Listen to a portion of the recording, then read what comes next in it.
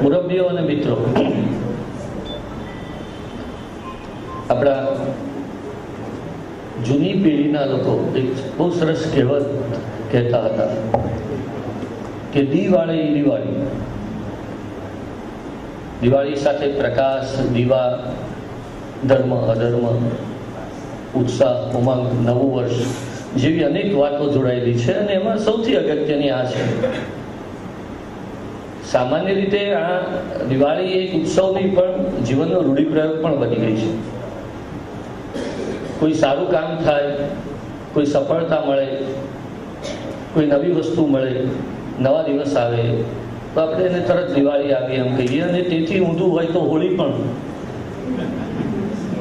આ દિવાળી આજે આપણે ત્યાં બંને અર્થમાં ઉજવાશે.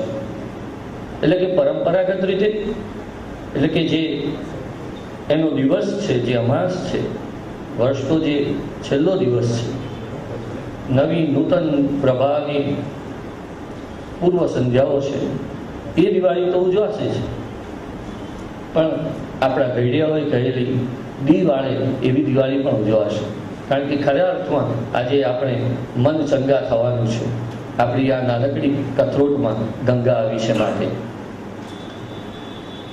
સામાન્ય રીતે સાબુદ્દીન રાઠોડની જે ઓળખ છે એ તો પેલા હાસ્યકાર તરીકેની છે. પણ મિત્રો એ જાણી લેજો કે દુનિયાને સૌથી વધુ કોઈ મૂર્ખ બનાવતું હોય, વાચકને, શ્રોતાને, દર્શકને જે સૌથી વધારે પ્રમાણભાન ભૂલાવીને, અસમંજસમાં મુકાવીને, ઉલ્લુ બનાવીને આપણી ઉપર બરાબર કટાક્ષ કરીને, જોક કરીને, પાછો આપણને પણ એમાં ઇન્વોલ્વ કરીને હસાવે, મૂર્ખ બનાવે, આપણને ખબર પણ ન પડે. પેલું એક નકામું રૂપક છે, પણ નથી કે ફલાણું લગાવેલું ખંજર હોય તો મારે તો ખબર પણ ન પડે. બરાબર એવી ઘટના કોઈ પણ હાસ્યકારના હાસ્યમાં પણ હોય છે. દેખીતી રીતે પોતાની જાત પર હસતો હોય. અમારા એક મિત્ર ને, અમારા એક કાકા ને, અમારા પત્ની ને, અમારા પડોશી ને, પેલો ડ્રાઈવર ને, એમ કરતો કરતો એ સમાજના સર્વનામોનો ઉપયોગ હકીકતમાં આપણા માટે કરતો હોય છે. એની જોડે એવો એક જાદુઈ દંડો હોય છે, ઈશ્વર જેવો, કે જે દેખાતો નથી પણ વાગે છે ખરો. એ સીધી રીતે આપણને મારતો નથી, પણ ક્વિનાઇન કોટેડ માર એનો હોય છે, સુગર કોટેડ ક્વિનાઇન જેવો માર એનો હોય છે. આવો હાસ્ય સર્જક એ અનેક રીતે હાસ્ય સર્જતો હોય. એ સ્થૂળ રીતે પણ મિમિક્રી કરીને, ચેનચાળા કરીને, અંગ અભિગમથી હસાવતો હસાવતો આપણને આનંદની દુનિયામાં લઈ જાય. એ શબ્દથી પણ હસાવે, એ નિશબ્દથી પણ હસાવે. કેટલીક વખત મૌનનું પણ એક અદ્ભુત એવું, હાસ્યકાર કંઈક વસ્તુ બોલે ને પછી અડધેથી છોડી દે ને ચૂપ થઈ જાય. જેટલાથી હસાય એટલા એ સમયે હસે, ન હસાય એટલા થોડી વાર પછી જ્યારે જ્યારે સંજોગ આવે ત્યારે હસે. આવી રીતે આવા હાસ્યકાર તરીકે 50 વર્ષથી આપણને જે એક કક્ષા જાળવીને હસાવનારાઓમાંના ગુરુ સ્થાને બેઠા હોય એવા ગુજરાતી ભાષાના કોઈ હોય તો તે સાબુદ્દીન રાઠોડ છે ને. એ ઓળખ તો આપણી જોડે છે. એટલે મારે એ હાસ્યકારની તમને વાત નથી કરવી. મારે એ નથી કહેવું કે સાબુદ્દીન 1937માં જન્મ્યા હતા. આપણે એ જાણવાની જરૂર નથી કે થાનગઢના વતની છે, એ BA અને B.Ed થયા છે, એ બાજુની કાબરણ સ્કૂલમાં અને પછી થાનગઢ હાઈસ્કૂલમાં શિક્ષક અને પછી આચાર્ય હતા. એવું જાણવાની આપણે શું જરૂર છે?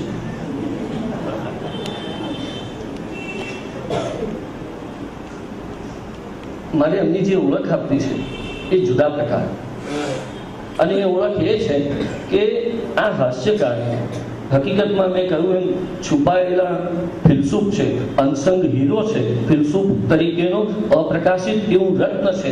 અને એ એટલા માટે છે કે મૂળે એ શબ્દ બ્રહ્મના, શબ્દના ઉપાસક છે. શબ્દ જોડે તો અનેક ભાવ છે, એમાંનો એક તે હાસ્ય નામનો રસ છે.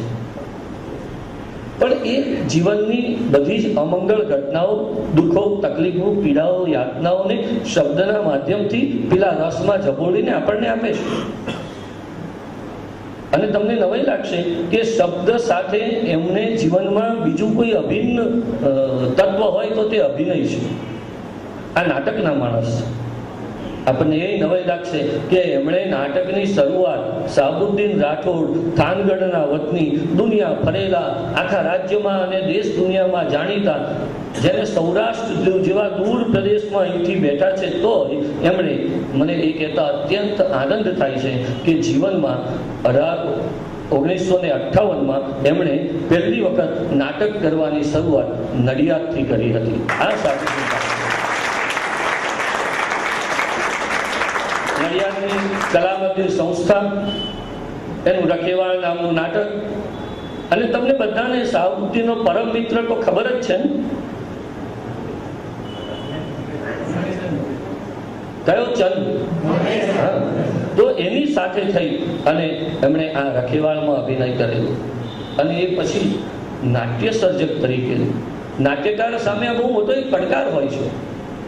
એણે એક કાલ્પનિક દુનિયા મારફતે આપણને વાસ્તવિક દુનિયા બતાવવાની હોય છે. બીજા કોઈ પણ સર્જક કરતા, નિબંધ લખો, નવલકથા લખો, વાર્તા લખો, એના કરતા નાટ્યકાર જોડે બે મીડિયમ છે, બે માધ્યમો છે, ભાષા પણ છે અને રંગભૂમિ પણ છે.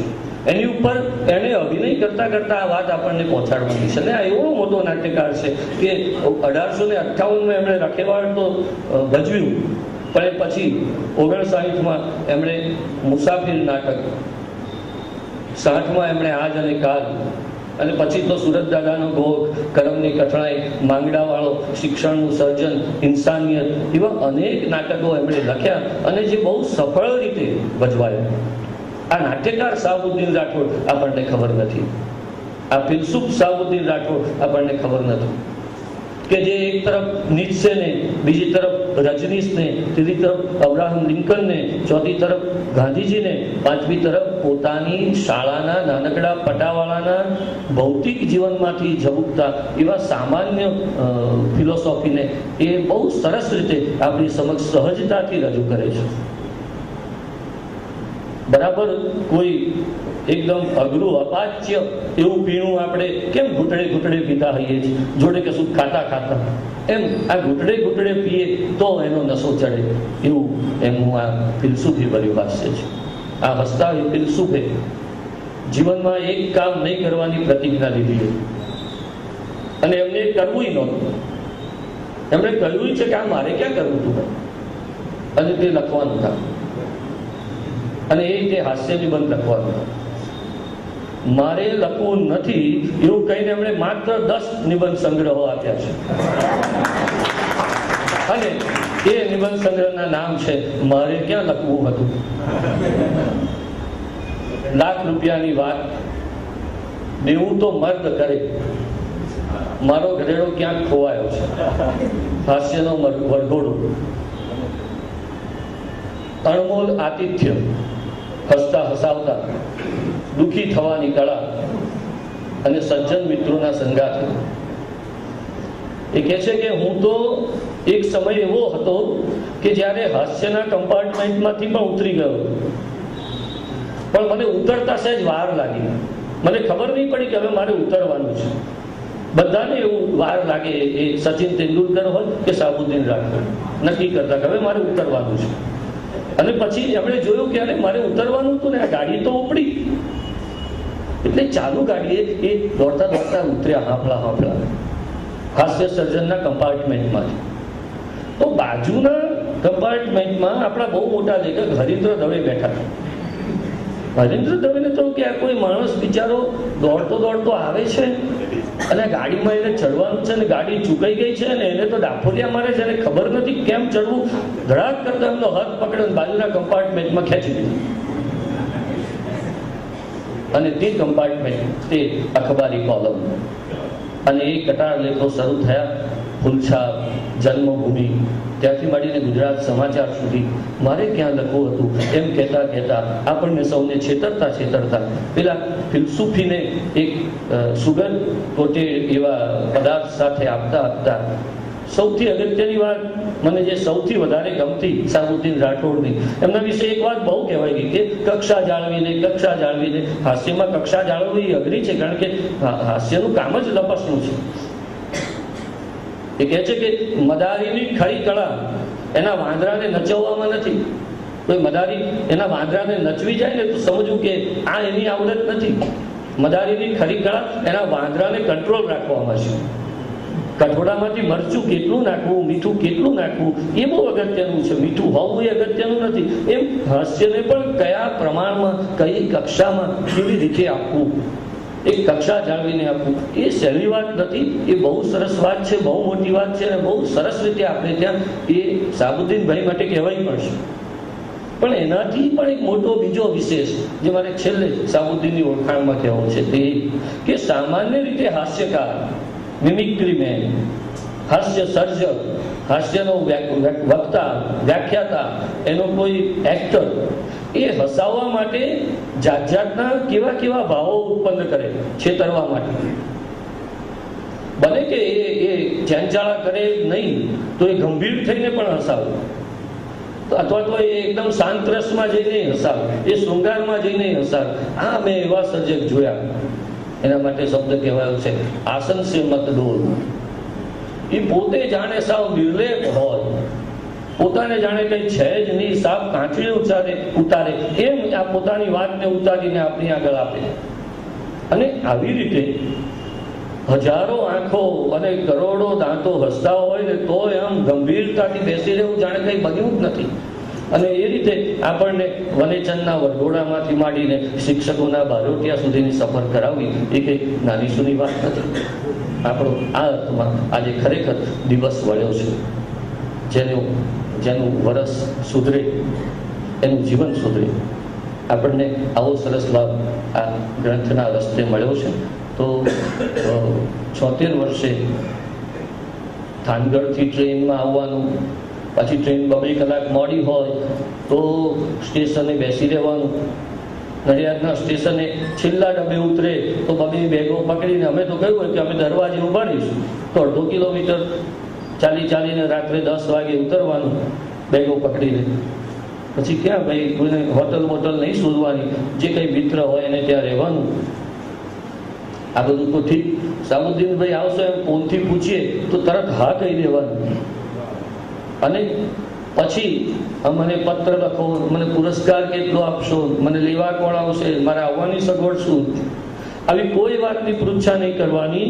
આપણે તકેદારી રાખીને પૂછીએ તો આપણને મીઠો ઠપકો આપવાનો કે ભાઈ હું આવું છું મારી ઘર છે, તમે પૂછપૂછ ન કરો. આ કઈ નાની સૂની વાત નથી. 75 વર્ષ પછી જીવનમાં આવી કોઈ જરૂર નથી. અને જો જરૂર હોય તો એનું એક જ કારણ છે કે સો મસ્ટ ગો ઓન. અને એ સો મસ્ટ ગો ઓનની ફિલસૂફી સાથે આજે આપણી વચ્ચે મુરબ્બી સાબુદ્દીનભાઈ ઉપસ્થિત છે. આપણે સૌ આપણી પરંપરા મુજબ આપણા તાળીઓના ગડગડાટથી એમનું સ્વાગત કરી અને એમને વિનંતી કરી છે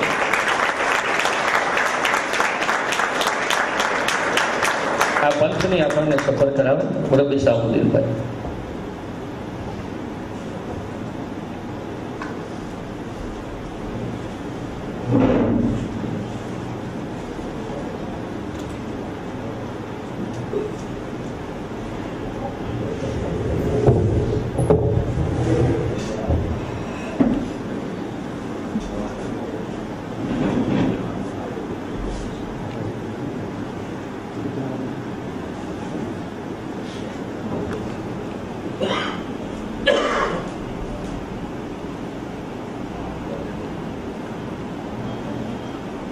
આંખો મળી છે આજ, કદી દિલ મળી જશે, રસ્તો મળી ગયો છે તો મંજિલ મળી જશે.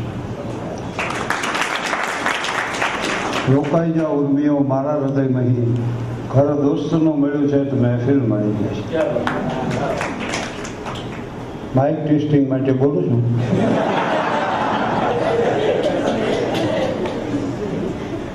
કોર્ટમાં વકીલ સાહેબે ઊભા થઈને દલીલ કરી કે મારા અસીલને પાડી દેવામાં આવ્યો, એના પર લાકડીઓના પ્રહાર કરવામાં આવ્યા, એને મારવામાં આવ્યો, લોહી લોહાણ હાલતમાં તે રસ્તા પર પડ્યો છે.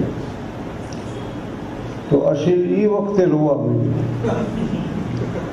મેજિસ્ટ્રેટ કે તમે અત્યારે શું કામ રોવો છો? તો મને આટલો બધો માર્યો હતો.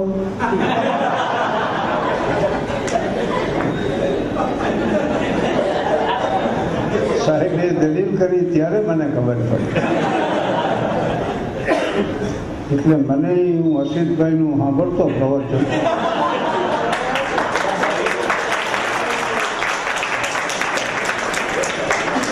પણ એ સાંભળ્યા પછી મને ખબર પડી કે આપણામાં આટલા બધા સદગુણ છે.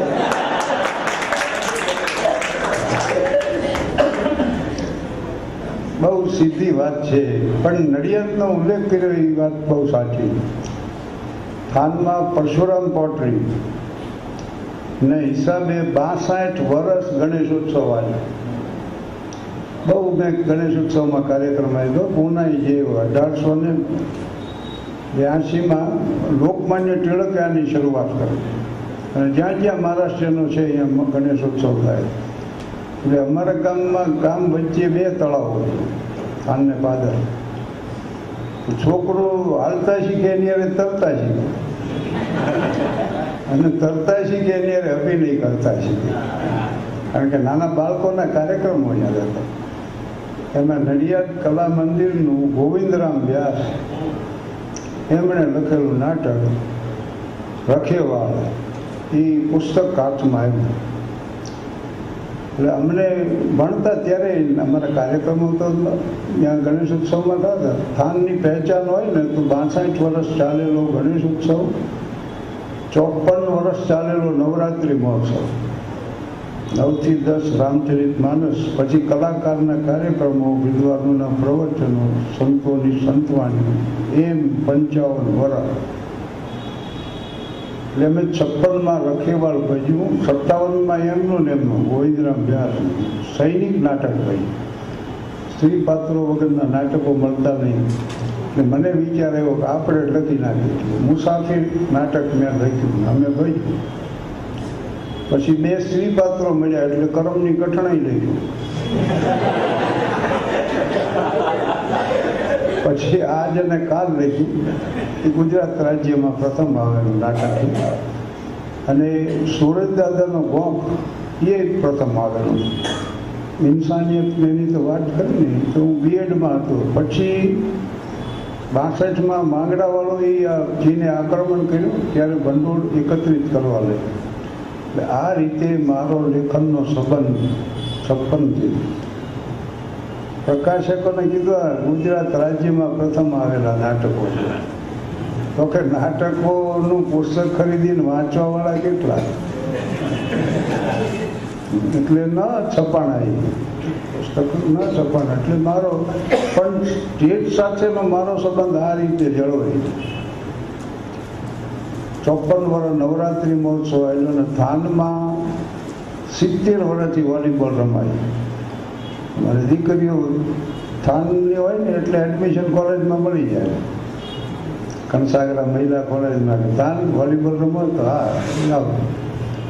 મારી 2 દીકરીઓને આ જ રીતે એડમિશન મળ્યું. અને 40 વાર રાષ્ટ્રકક્ષાએ રાજ્ય કક્ષાએ. હમણાં જ 18-19-20 વોલીબોલ ટુર્નામેન્ટ હતી. 29મી 28 વર્ષથી અમે કરી છીએ. આ 29મું વર્ષ એનું અમે પૂરું કર્યું. સાહેબે 2 કલાકની વાત કરી જૈન મોડી. 15 તારીખે મારે મસ્કત 16મીનો મારો પ્રોગ્રામ. થાન ઇન્ટરસિટીમાં મારે અમદાવાદ આવવું. અમદાવાદથી ખાનની ફ્લાઇટ હતી. સ્ટેશન ગયો ત્યારે ખબર પડી કે ઇન્ટરસિટી ટ્રેન જ કેન્સલ થઈ. બરોબર. મારા દીકરાને કીધું ભાઈ મૂકી જાય અમદાવાદ. એટલે અમદાવાદ મૂકી. ફ્લાઇટ તો અમારી 8 વાગ્યાની, એન્ટ્રી 6 વાગે મળે. પણ એક જણો કે હું અહીંયા રહું છું ને ત્યાં જાઉં છું, ગયો તો તમને લેતો. એણે મને 4 વાગે પહોંચાડ્યો. કોકના વાહનમાં જવું એટલે એની અનુકૂળતા પ્રમાણે જવું. 6 વાગ્યા સુધી ઓલા કીધું બહાર બેસો પછી અંદર જવાય. અને અમદાવાદથી મસ્કતની ફ્લાઇટ એટલે પકડી દીધી, ડાયરેક્ટ ફ્લાઇટ છે. એના બદલે મુંબઈ ગયા તો અમને જાણ કરી કે હવે તમારે એરક્રાફ્ટ બદલવાનું. એટલે ડાયરી લખવાની મને 1 જાન્યુઆરી 1961થી ટેવ છે. મેં ડાયરીમાં નોંધ કરી કે જીવનમાં બધું આપણી અપેક્ષા પ્રમાણે બનતું નથી. અને અમે તો છે ને જીવનમાં પહેલો અનુભવ કર્યો કે અપેક્ષા દુઃખો સર્જે છે. અને પછી ખબર પડી કે આ ભગવાન બુદ્ધે કીધું. ભગવાન બુદ્ધે આ કીધું. આ જુદા જુદા ક્ષેત્રોના આટલા બધા મહાનુભાવો છે. દુઃખનું કારણ શું છે તમને ખબર છે? જે છે તેની અવગણના અને જે નથી એની ઝંખના. આ દુઃખનું મૂળ છે. Dissatisfaction with what you have and desire for what you have not is the cause of your suffering. અને આ 2600 વર્ષ પહેલા ભગવાન બુદ્ધે આ વાત આપણા દેશને સમજાવી. આજથી 43 વર્ષ પહેલા મને એવો વિચાર આવ્યો કે મર્યાદાનો સ્તર ઊંચો રાખી આખો કુટુંબ મારે બેન માણી શકે એવું હાસ્ય સાહેબ અને રજૂ કરું. એ આ 43 વર્ષથી ચાલતો પ્રયાસ માત્ર છે. આ એક પ્રયાસ જ છે. અને બહુ જ સમજદાર વર્ગ છે. આ તો સાક્ષરોની ભૂમિ છે. ગોવર્ધન નામજી જેવા પ્રમુખ હતા એમ સાહેબે વાત કરી. તો અને હું પાછો અનેક વાર આવી ગયો છું નડિયાદ. પહેલી વાર હું આ પુસ્તકાલયના ઉપક્રમમાં સાહેબે ગોઠવ્યો હતો કાર્યક્રમ. પણ એ ટાઉન હોલમાં ચંદ્રકાંત બક્ષી મિત્ર મારા મુંબઈના મેયર હતા. હું એને ફોન કરું ને તો મને પહેલી સૂચના એ આપે કે તમે ફોન બંધ કરશો, હું તમને જણાવી દઈશ. પછી મને એક વાક્ય કહેતા કે આજકાલ વાત કર્યા જેવા માણા ક્યાં રહ્યા. હવે હેતુ હતા એ હાર્યા ગયા ને ઘાયલ ઘરમાં રહ્યા. સાજણ તમારી શેરીએ અમે ગળીને ખાતર થયા. ક્યાં હજી સમજાવ જાય. સજણ તમારા સ્નેહમાં સુકાણા હમ શરીર એક પાપી નૈણા ન સુક્યા કીધું બરબર લાવ્યા દીધું.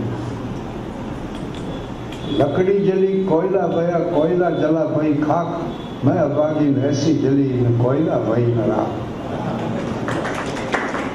જો આમ દોહા જે હોય છે ને અમારે એની પંક્તિઓ તો 2 જ હોય, પણ આમ મોહનમોહન નીકળી જાય કાળજા. રાધા એમ કે છે કાગડાને કે કાળજું કાઢીને ભોંય ધરું લઈ કાગા ઉડી જાય. માધવ બેઠા મેળીએ ઈ ભાળે એમ ખા. કાળજું કાઢીને ભોંય ધરું લઈ કાગા ઉડી જાય. માધવ બેઠા મેળીએ ઈ ભાળે એમ ખા.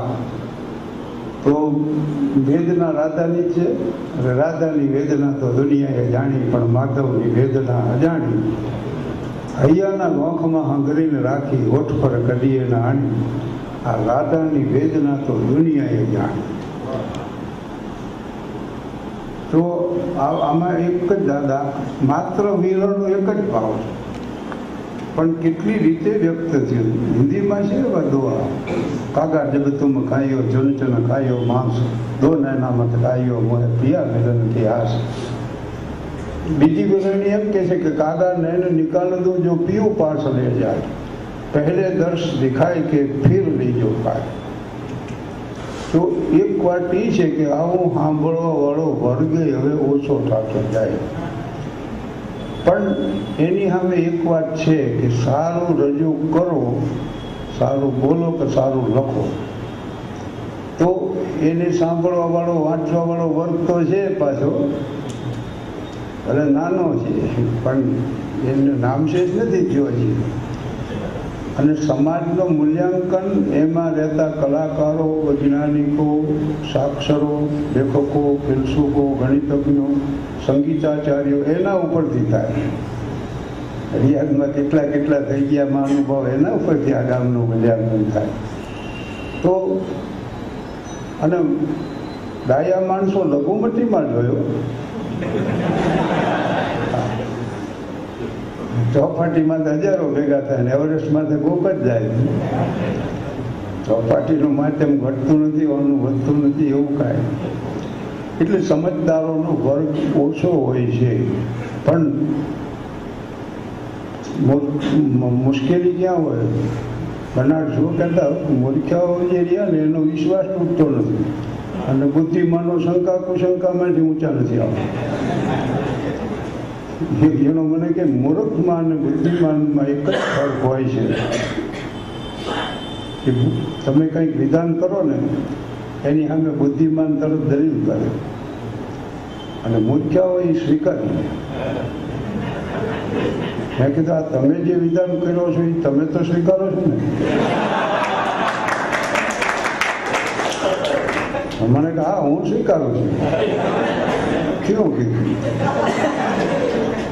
એટલે પાયામાં મેં ગાંધીજીની વાત સ્વીકારી. હાસ્યમાં ગાંધીજી એમ કીધું કે મારામાં હાસ્યવૃત્તિ ન હોત ને તો મેં આત્મહત્યા કરી હોત.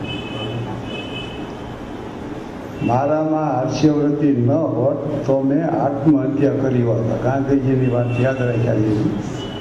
બીજી વાત કે ગંભીરતા વગરનું હાસ્ય અને હાસ્ય વગરની ગંભીરતા બે વ્યસ્ત છે.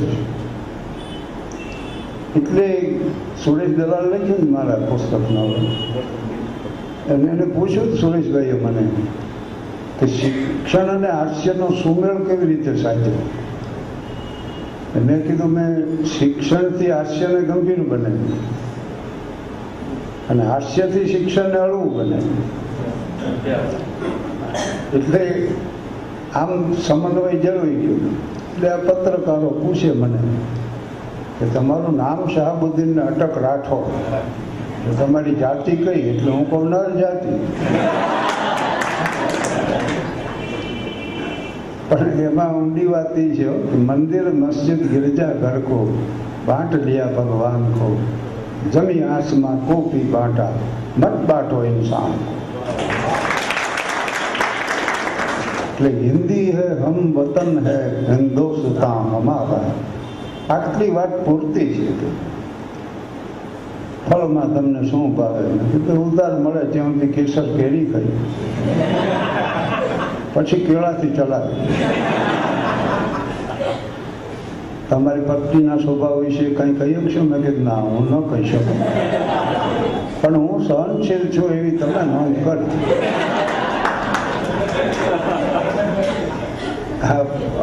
મસ્કટની વાત કરું, 16 તારીખે અહીંયા પહોંચ્યો.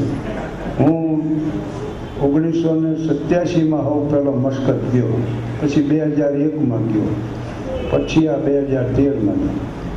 ચંદ્રકાંત ચોથાની ગુજરાતી સમાજના છે સેક્રેટરી, મને કે 2001માં આવ્યા ને 13માં તમારામાં કંઈ ફેર નથી પડ્યો, તમે યોગ કરો છો?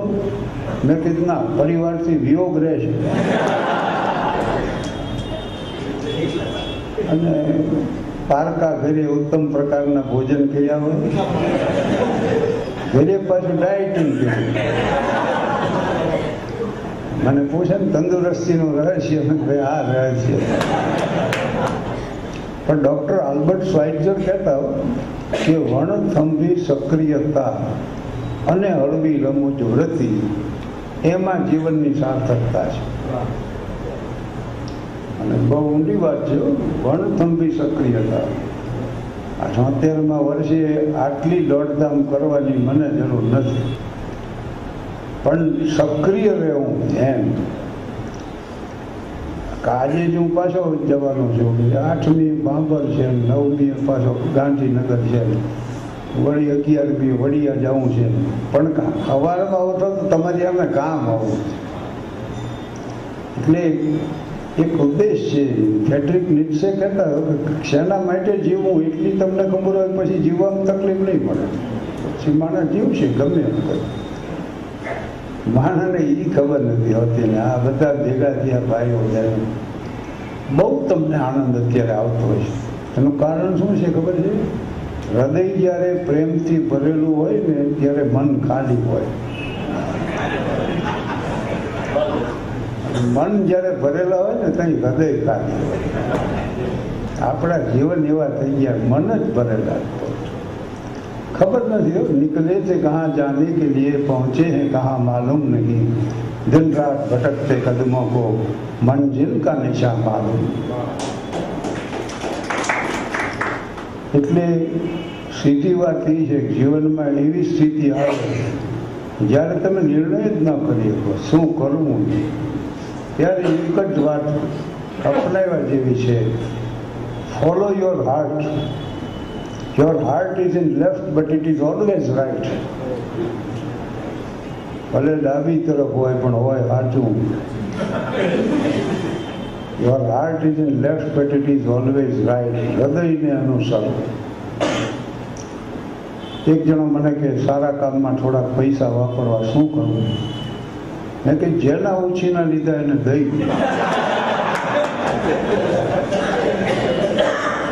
આ સારામાં સારું કામ, પણ શાંતિથી તમે વિચારો ને તોય વાત સાચી છે. પીપા પાપન કીજીએ પુણ્ય કિયા સો બાર, જો કિસી સે ના દિયા તો દિયા સો બાર. એવું તો મર્દ કરે. મેં પુસ્તક લખ્યું છે પણ દેણા ઉપર પીએચડી કરી શકું એટલો મને અનુભવ છે. એટલે પછી અબ્રાહમ લિંકન, ઓલિવર ગોલ્ડસ્મિથ ને જેના જેના ઉપર દેણા હતા, ટ્રુમેન ને એ બધાના, માર્ક ટ્વેઇન, તો આ બધાના જીવનમાંથી લઈ મેં આખું સંકલન કરી બેઠું. સો મસ્ટ ગો ઓન ઉપર મારે વાત કરવાની, પણ આવી પૂર્વ ભૂમિકા જરૂરી. અને અમારી ગામની વિશેષતા એ કહી દઉં, 43,000ની વસ્તી છે અને 250 સિરેમિક યુનિટ છે. માથાદીઠ આવકમાં ગુજરાતનો પ્રથમ નંબર અને ભારતમાં ત્રીજા નંબરનું ગામ. નડિયાદ જે દીથી આવતા શીખ્યો તે દીથી દિનશા પટેલ સાહેબને જ્યાં હું રહું છું. રાત્રે સાહેબ મળ્યા, અમે સવારમાં ચા પાણી નાસ્તો કર્યો. એમાં આ સંબંધો આમના મકબંધ રહ્યા. એટલે સાહેબને મેં કીધું મારે રહેવાની જમવાની કોઈ વ્યવસ્થા ન કરજો, હું અહીં રોકાઈ જઈશ. 43,000ની વસ્તી, 250 સિરેમિક યુનિટ. 1913માં સિરેમિક ઉદ્યોગ શરૂ થયો. 2013માં એને 100 વર્ષ પૂરા. ઉજવણી અમદાવાદમાં રાખી, એના ચીફ ગેસ્ટ તરીકે મને બોલાવ્યો. એનું પાછું એક કારણ છે, કચ્છનું અબડાસા તાલુકાનું સાંધવ ગામ, એમાં અમારો પરિવાર રહેતો. એમાં પ્લેગ ફેલાણો તો પરિવારના 13 સભ્યોમાંથી 11 ગુજરી ગયા. કચ્છ મૂકી મૂકીને માણસ ક્યાં જવું છે એ નહોતું, જાઓ આવી. દાદીમાં નાનું બાળક પહોંચી ગયા મુંબઈ. દાદીમાં બાળક એટલે મારા પિતા સિદ્દીકભાઈ અબ્બાસ, બહુ ગરીબ હાલત, પણ તોય એને જે સ્કૂલ ઓફ આર્ટમાં અભ્યાસ કર્યો. સિરેમિકના કોર્સ શરૂ થયા ને પહેલા જ વિદ્યાર્થી મારા પિતા હતા. આજે એ નામ છે એનું, જે સ્કૂલ ઓફ આર્ટનું. એટલે એમને સ્વરાબ દલાલ નામના પારસી શેઠ થાનમાં ઉદ્યોગ કર્યો, એટલે થાન લઈ આવ્યો. ભારતભરમાંથી નિષ્ણાતોની પસંદગી થઈ. એમાં ફાયરિંગ ડિપાર્ટમેન્ટ માટે મારા પિતાની પસંદ. 500 માણસની ગામની વસ્તી, ગઢમાં ગામ આખું આવી જાય. 12 તળાવ, એક વાસુકીની જગ્યા, અને ત્યાં પોટ્રી થઈ. એટલે મારા પિતા અહીંયા આવ્યા. અને ત્યાં આવ્યા પછી એમણે લગ્ન કર્યા. એટલે મારી માતાનું ગામ થાન. એ અમારો પરિવાર વૈશ્યો એની સ્કૂલમાં ભણતો. એમાં ને એમાં શિક્ષક તરીકે સર્વિસ મળી. 13 વર્ષ શિક્ષક રહ્યા, 25 વર્ષ આચાર્ય. આ જ ઉંમરના છોકરા છોકરીઓ આવે, બહુ મેં કામ કર્યું. હમણાં જ એક શિબિરમાં બધા જોવાની આવે, we want to gate success in our life, what should we do? અમારે જીવનમાં સફળતા મેળવવી છે, અમારે શું કરવું? દેખીતું છે, આ ઉંમરમાં હોય જ. મેં કીધું લખો 3 વાક્ય. Know more than other, KNOW.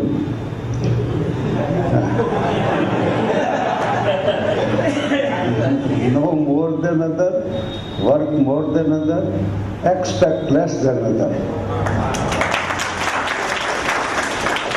William Shakespeare. બીજાથી વધુ જાણો, બીજાથી વધુ કામ કરો અને બીજાથી ઓછી અપેક્ષા રાખો, જીવનમાં કદીએ નિષ્ફળ નહીં. અને આ જોયું મેં જુવાનનું દુઃખી થાય છે આટલા બધા, એનું કારણ એ છે કે બીજાથી ઓછું જાણતા હોય, બીજાથી ઓછું કામ કરતા હોય. જેને પૂછી કઈ ઓફિસમાં સર્વિસ કરો તો કાંઈ કામ કાંઈ નહીં, અને ઉપરથી મળી જાય. શું વાત! હાલે 22 દેશોનો મેં પ્રવાસ કર્યો છે, આવી માનસિકતા જોઈ નથી. 11 થી 5 ઓફિસના સમયમાં કોઈ મિનિટે બગાડતું નથી, એક્ઝેક્ટ ઓફિસ આવી જાય. આવડાએ ગીતાજીનો અભ્યાસ નથી કર્યો, પણ યોગ કર્મશુ કૌશલમ, અને જીવનમાં જોવા મળે. કર્મમાં કુશળતા, એનું નામ યોગ. પછી મને વિચાર એવો કે કૌશલમ એટલે શું? પણ કર્મ કરવું ને એનો અહમ ન રાખવો. હા, હું હતો તો થયો, નકર ન થાય ભાઈ. હોય છે ને, કર્મ કરવા છતાં અલિપ્ત રહેવું, એનું નામ કુશળતા. અને આવી કુશળતા હોય એ યોગ છે. એક પ્રોફેસર વર્ગમાં હારામ ભણાવતો હોય તો એ યોગ છે. એક સર્જન ઓપરેશન કરતો ઓપરેશન થિયેટરમાં તો એ યોગ છે. સૂફિઝમ વિશે જાણજો ક્યારેક. ખ્વાજા નિઝામુદ્દીન ઓલિયા, ખ્વાજા મોઇનુદ્દીન ચિશ્તી સાહેબ, ગરીબ નવાબ, ઈશ્વર સુધી પહોંચવાનો સીધો શ્રેષ્ઠ માર્ગ સંગીત છે. એટલે કવાલીને પ્રાધાન્ય આપ્યું. પણ સૂફીઓની વાત મને એક ગમી ગઈ, બંદે કભી શિકાયત નહીં કરતા, માલિકે જે આપ્યું. પહેલા અધ્યાય ગીતામાં શ્રી કૃષ્ણ અર્જુનને સમજાવવાનું શરૂ કરે. 18માં અધ્યાય આવે ને જ્યારે યથા ઈચ્છસી તથા કુરુ, હવે તને ઠીક લાગે એમ કર. અને અર્જુન એમ કહે છે કરીશીએ વચનમ તવ, ત્યાં સંપૂર્ણ શરણાગતિ આવી જાય. મિડલ ઈસ્ટમાં Muscat, Dubai, Abu Dhabi, Sharjah, Jeddah, Makkah, Medina, Bahrain, અને આ હમણાં જે હોય પાછો ઓમાન. તો ત્યાં તમે કહો કે તમે આવ્યા છો તો કાલે ચા પાણી પીવા આવશો? ઓલા એમ કે ઇન્શાઅલ્લાહ, ઈશ્વરની ઈચ્છા છે તો આવશે. ભલે છે કેવલમ ઈશ્વરની ઈચ્છા છે. તો ઈશ્વર ઈચ્છામાં સંપૂર્ણ શરણાગતિ. એટલે સૂફિઝમની વાત એ છે કે જે માલિકે કામ હોય તું એ એવું નિષ્ઠાપૂર્વક સવારથી સાંજ સુધી કરો, પછી સમય રહેતો ઇબાદત કરો, અને સમય ન રહેતો કામ જ ઇબાદત બની જાય. કચ્છની મેં વાત કરીને એ સંબંધે કલ્યાણજીભાઈ જીવ્યા ત્યાં સુધી એમને રહેવું. ઓલા નાના બાળ કલાકારોને બિહારે મારી હાલે લિટલ સ્ટાર્સ, સંગીત શીખતા ઝીણા કલાકારો. પણ મને કે આને પૂછો સંગીત ઉપર, કલાકારોને કે તમે અમને હાસ્ય ઉપર પૂછો. તો મેં કીધું કરુણ ભાવ તમારે રજૂ કરવો તો તમે કયો રાગ પસંદ કરશો? પણ આટલા નાના કલાકારો એ જવાબ આપતો આહિર ભૈરવ, કાળિંગડો, મોહે ભૂલ ગયે સાવલિયા, શિવરંજની, જાને કાં ગયે વો દિલ. શિવરંજનીમાં કરુણ રજૂ થઈ હતું. અને ભૈરવી તો છે. ભવનાથના મેળામાં તમે ગયા હો, એ ભાંગતી રાત હોય, પછી ભજન રાવટીમાં શરૂ થાય નારાયણ સ્વામીનું, અને છેલ્લે સવારના 6 વાગે અને ભૈરવીના સુરો શરૂ થાય. નૈનામાં તો વાલે હે બાલકોं का तो वाले है, सूरत प्यारी प्यारी है, नाम बनवारी है, वही मेरा श्याम है, वही मेरा श्याम है, वही मेरा श्याम। तो તમને અનુભવ હોય તો જાણી લેજો કે ભજનની ચરમ સીમા જ્યારે આવે છે ને ત્યારે માત્ર ભજન રહે છે, ભજનિક નથી રહેતો. એમ સંગીતની ચરમ સીમા આવે. ખાન સાહેબે વાત કરી હતી બિસ્મિલ્લાહ નાયક, हमारा प्रोग्राम था रेडियो स्टेशन पर. हमें 103 बुखार था, फिर भी हमारा वक्त हुआ तो हम गए, शहनाई निकाली, बजाना शुरू किया. कब वक्त पूरा हुआ यह भी हमें मालूम. पसीने से तरबतर हो गए. तो बाहर निकले तो लोगों ने कहा, हाँ खान साहब क्या बजाया, बहुत खूब. तब हमें सिर्फ इतना महसूस हुआ कि आज उन्होंने हमारे लिए बजाया. तो આટલું તાદાત્મ્ય જ્યાં હોય છે તો એમાં પછી કલાકાર સંગીતકાર નથી રહેતું, એનું સંગીત માત્ર રહે છે. અને વક્તવ્યની ચરમ સીમા આવે ને ત્યારે એ વક્તવ્ય જ રહે, વક્તા નથી રહે. અહમનું વિસર્જન થઈ જાય કામનું. અને જીવનમાં એવી ક્ષણો સાહજિક રીતે આવે કે જ્યારે સ્થળને, સમયને અને સ્વયંને તમે ભૂલી જાઓ. તો ઇટ ઇઝ કોલ્ડ મેડિટેશન. આનું નામ જ ધ્યાન છે. મારા મિત્ર છે મથુર, એને જોવા મુંબઈથી મહેમાન આવ્યા. મને કે મૂર્તિયામ કંઈ લાયકાત છે? મેં કીધું ઉંમર લાયક છે. પછી મથુર એકવાર ભેગો થયો, મને કે મારી પત્ની રોજ સવાર પડે 200 રૂપિયા માંગે. રોજ માંગે? તો કે હા. 200 રૂપિયાનું કરે શું? તો કે હું આપો તો ખબર પડે.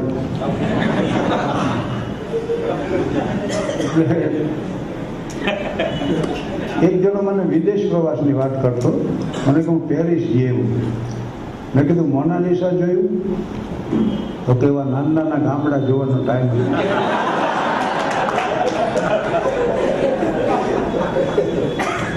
એક જણો કે આ માણસ મગજ વગર કેટલા વાર જીવી કે? મેં કીધું મને ખબર નથી તમારી ઉંમર કેટલી. પણ તમે ખડખડાટ જ્યારે હસો છો એ જ વખતે વિચારો બંધ થઈ જાય. હસવું અને વિચારવું બે કરે કોઈ દી ન પડે. જમવા બેવાનું કોળીઓ આમ નીચે ઉતારો ને એ જ મિનિટે શ્વાસ બંધ થઈ જાય. નહીતર ઓતરાઈ જાય માણસ. આ પ્રક્રિયા આપણને ખબર ન હોય તે થયા કરે. એટલે વિચારો બંધ થઈ જાય. અને વિચાર જ ન હોય તો મન ક્યાંથી હોય? કારણ કે મન શ્વાસોશ્વાસ વિચારો, ને મન જ ન હોય તો અહમની તો વાત જ નથી. આઈ ઇઝ ઓલવેઝ કેપિટલ. વાક્યમાં વચ્ચે હોય તો નાનો નથી હોતો, કારણ હું છું. આઈ ઇઝ ઓલવેઝ કેપિટલ. આઈને આડો પાડી દો તો ઈશ્વર તરફ જવાનો બ્રિજ બની જાય. અને આઈ જેટલો મોટો એટલો બ્રિજ મોટો બને.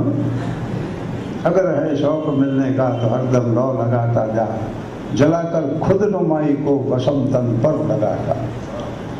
એટલે અહમ વિહીન ક્ષણો આવે જીવનમાં. અને અહમ વિહીન ક્ષણો આવે છે ને એ જ એનો મોટા મોટો આનંદ છે.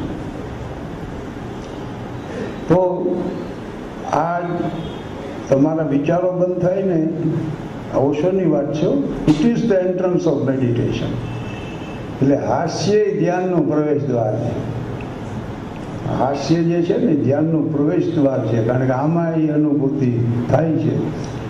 અને કલ્યાણજીભાઈની વાત કરતો પણ હવે આમાં ક્યાંયથી ક્યાંય હાલ્યું જાય. ઓલા નાના નાના બાળકોને પૂછું કરુણ ભાવ તો આહિર ભૈરવ, કાલિંગડો, શિવરંજની, ભૈરવી આવા જવાબ આવે. પછી મને પૂછ્યું કે what do you know about humour? મેં તે એટલું જ કીધું, sense of humour is the gift of God. નાનકડી બેબી આવો સોનાલી ઘણી હોશિયાર પડે. એ મને કે in a way you produce before the audience, it is your gift to God. એ ગમ્યું મને. નાનકડી દીકરીએ કીધું હતું પણ એ વાત મને ગમી. એટલે મેં પછી ત્યાં ટીવી એશિયામાં હતો પ્રોગ્રામ અને મારો ઇન્ટરવ્યૂ હતો, અહીંયા આ વાત મેં કરી હતી. ખલીજ ટાઈમ છે દુબઈમાં લીધો, એમાં વાત આ કરી લેસ્ટરમાં કરી. પણ લેસ્ટર અને હું ઇંગ્લેન્ડ ગયો ને છેલ્લે 42 દી રોકાણો. હું જાઉં તે મને વિચાર એ આવે, ચાલો આ you can cycle down the country, આટલો નાનો દેશ, આપણા ગુજરાત રાજ્યથી જરાક જ મોટો, આંધ્રપ્રદેશથી પાછો નાનો, એવડો દેશ, એની 5 કરોડની વસ્તી, આપણે 40 કરોડ, નાના માટે 200 વર્ષ રાત કરી ગઈ. આ શક્ય કેમ બન્યું? અને એમાં એક પૂર્વ ભાગ છે ને બ્રિટન નામની જાતિ અહીંયા રહેતી એટલે બ્રિટન કહેવાય. એંગ્લો સેક્શન લોકો રહેતા એને એંગલલેન્ડ કહેતા, એટલે ઇંગ્લેન્ડ. એટલે આની પર બ્રિટન છે, આની પર વેલ્સ છે, ઉપર સ્કોટલેન્ડ, આ ત્રણેય ભેગું કર્યું ગ્રેટ બ્રિટન. અને ઓનિકોલથી આયર્લેન્ડનો ઉત્તર ભાગ ભેળ્યો એટલે યુનાઇટેડ કિંગડમ. એ ઇંગ્લેન્ડથી એનું ક્ષેત્રફળ છે એનાથી 130 ગણો પ્રદેશ જીત્યો. અને 70 કરોડ લોકોને ગુલામ બનાવ્યા, એમાં 40 કરોડ તો આપણા. પણ એને 1600માં ઈસ્ટ ઇન્ડિયા કંપની સ્થપાડી. આજે છે, અને તમને નવાઈ લાગી, આ ઈસ્ટ ઇન્ડિયા કંપની આજે છે. પાલનપુરના એક જૈન યુવકે ખરીદી લીધી, એટલે અત્યારે એની માલિકી. તો એણે 150 વર્ષ આપણો અભ્યાસ કરીને તારણ કાઢ્યું કે આ દેશના લોકો પગાર આપે અને વફાદાર છે, રાષ્ટ્રને નહીં. ક્લાઇવ રોજ નીચે લખતો, રોબર્ટ ક્લાઇવ, એને બીજી નોંધ એ કરી કે આ દેશના લોકોને એની એક કિંમત હોય છે, એ ચૂકવું એટલે તમારું કામ કરતા થઈ જાય છે. દાખલા તરીકે 1757માં 2,36,000 પાઉન્ડની લાંચ આપી મીર જાફરને રોબર્ટ ક્લાઇવ, નવાબ સિરાજુદ્દૌલાનો હગો મામુઆ. 6,000નું લશ્કર લઈને ક્લાઇવ પ્લાસીના મેદાનમાં આવ્યો ને 1 લાખનું લશ્કર સિરાજ ધરતીના પડમાં ઈસ્ટ ઇન્ડિયા કંપનીને ઉખેડી નાખું એવી અરમાન લઈને આવે. લડાઈ શરૂ થઈ તો આની પર પડી ગયું. અને ક્લાઇવે પાછી નોંધ કરી કે એક કાંકરો માર્યો તો અમે મરી જાત. એટલા હિન્દીઓ હતા ને એટલા ઓછા અમે અંગ્રેજ હતા. પણ ખોબીની વાત એ છે કે આ દેશે શરણાગતિ સ્વીકારી. તો દિલ કે ફફોલે જલ ઉઠે સીને કે દાગ છે, ये घर ही सारा जल गया घर के चिराग से. એવી વાતો હવે જ્યાં કરો, પણ આજે આ તૂટો નથી હો દેશમાં. તો લેસ્ટરમાં અમારો એક બેને મારો ઇન્ટરવ્યુ લીધો, બહુ જ વિદ્વતાપૂર્ણ પ્રશ્ન પૂછ્યા. પછી એમણે મને કીધું કે દદરૂપાનંદજીને આપ ઓળખો છો? બનેલું એવું કે જામનગરમાં ગીતાજી ઉપર એના પ્રવચન હતા. અને કદરૂપાનંદજી મને કહેવડાવ્યું કે મારે સાંભળવું છે આપનું વક્તવ્ય, આવી જાઓ. તો હું ત્યાં પહોંચી ગયો.